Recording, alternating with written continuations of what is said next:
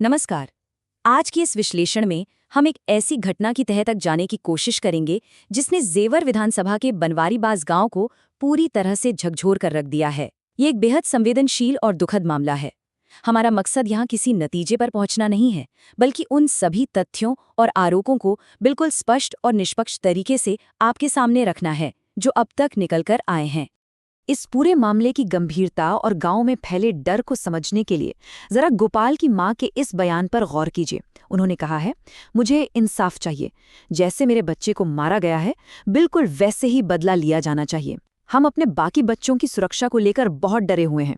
एक मां का ये दर्द और ये खौफ ही वो धुरी है जिसके इर्द गिर्द ये पूरा मामला घूमता है। तो चलिए सबसे पहले उस घटनाक्रम से शुरुआत करते हैं जहां से ये सब शुरू हुआ, यानी गोपाल का लापता होना।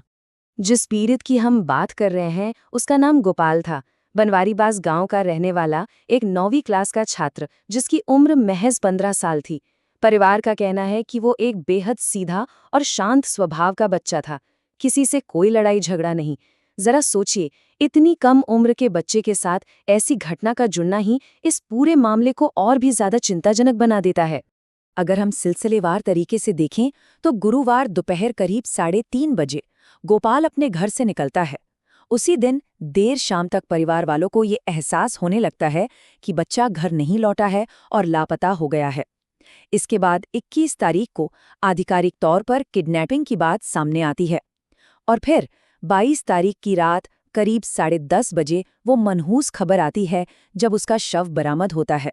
ये कुछ घंटों का घटनाक्रम बताता है कि हालात कितनी तेजी से बेकाबू हुए। अब आते हैं इस घटना के दूसरे और सबसे दर्दनाक पहलू पर, गोपाल की खोज। इस केस में जो बात सबसे ज्यादा ध्यान खींचती है वो ये है कि रिपोर्ट्स के मुताबिक गोपाल को पुलिस या प्रशासन ने नहीं ढूंढा। परिवार ने खुद अपने स्तर पर उसकी तलाश शुरू की थी।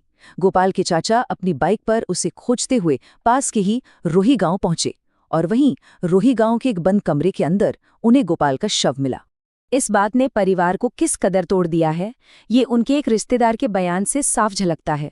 उनका सीधा कहना है कि पुलिस ने उसे ढूंढने के लिए कुछ नहीं किया, हमारे अपने लोगों ने ही उसे रोही के एक कमरे में बंद पाया।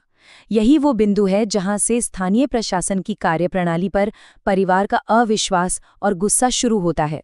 इसके बाद परिवार की तरफ से जो बातें निकलकर सामने आईं, वो वाकई विचलित करने वाली हैं। आइए उन खौफनाक आरोपों को समझते हैं। परिवार ने गोपाल की हत्या को लेकर जो दावे किए हैं वो बहुत ही संगीन है। उनका आरोप है कि गोपाल की मौत गला घोटने से हुई। बात सिर्फ यहीं तक नहीं है। परिवार का दावा है कि उसके निजी अंगों और जीभ को काटा गया, आंखें निकाल ली गई, उसके ऊपर तेजाब डाला गया और यहाँ तक कि उसके साथ कुकर्म यानी यौन उत्पीड़न भी किया गया। हम यहाँ सिर्फ वो बता रहे हैं जो परिवार ने आरोप लगाया है, और अगर ये सच है तो ये अमानवीयता की सारी हदें पार करने जैसा है। अब सवाल है कि आखिर ये सब हुआ क्यों? इसका संदर्भ समझने के लिए दोनों गांव के बीच के तनाव को देखना होगा। परिवार का आरोप है कि पड़ोस के रोही गांव से उन्हें पहले से ही धमकियां मिल रही थीं। उनका कहना है कि वहां के कुछ लोग खुलेआम गुंडागर्दी करते हैं, नशे में रहते हैं और महिलाओं के साथ छेड़छाड़ करते हैं। यानी दोनों गांव के बीच पहले से ही एक बेहद तनावपूर्ण और असुरक्षित माहौल बना हुआ था। इस पूरे मामले में एक और बड़ा मुद्दा है पुलिस की भूमिका और उन पर लग रहे लापरवाही के गंभीर आरोप। अगर हम गोपाल के गायब होने के उन शुरुआती बेहद महत्वपूर्ण घंटों पर गौर करें तो दो एकदम अलग कहानियां नजर आती हैं। एक तरफ परिवार बता रहा है कि वे बच्चे को ढूंढने के लिए क्या कर रहे थे और दूसरी तरफ उनका दावा है कि पुलिस उस वक्त क्या कर रही थी। परिवार का सीधा इल्जाम है कि पुलिस ने बच्चे को खोजने के लिए कोई फुर्ती नहीं दिखाई। उनका तो यहाँ तक कहना है कि जांच करने के बजाय पुलिसकर्मी घेरा बनाकर आराम से हुक्का पीते नजर आए। आरोप है कि जब शव मिला तो भी पुलिस 2 घंटे की देरी से वहां पहुंची और फिर परिवार की मर्जी के बिना जबरन शव को पोस्टमार्टम के लिए ले गई। परिवार को लगता है कि अगर पुलिस ने तुरंत एक्शन लिया होता तो शायद आज हालात कुछ और होते। इस भयंकर त्रासदी और प्रशासन से निराशा के बाद परिवार अब न्याय की गुहार लगा रहा है। परिवार का गुस्सा किस चरम पर है ये उनकी इस मांग से समझा जा सकता है। उन्होंने साफ कहा है, हम उनके घरों पर बुलडोजर की कार्रवाई चाहते हैं। हमें बिल्कुल खुर्जा जैसा एनकाउंटर चाहिए।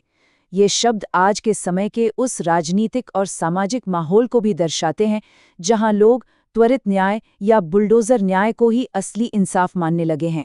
तो कुल मिलाकर अगर हम परिवार की मुख्य मांगों को देखें तो वे चाहते हैं कि बड़े अधिकारियों द्वारा तुरंत और निष्पक्ष जांच हो।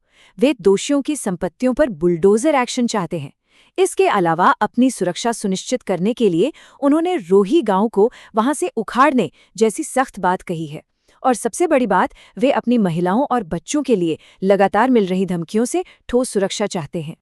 तो अब इस पूरे विश्लेषण के बाद सबसे बड़ा सवाल यही खड़ा होता है कि प्रशासन इन पेचीदा और गंभीर आरोपों को आखिर कैसे सुलझाएगा?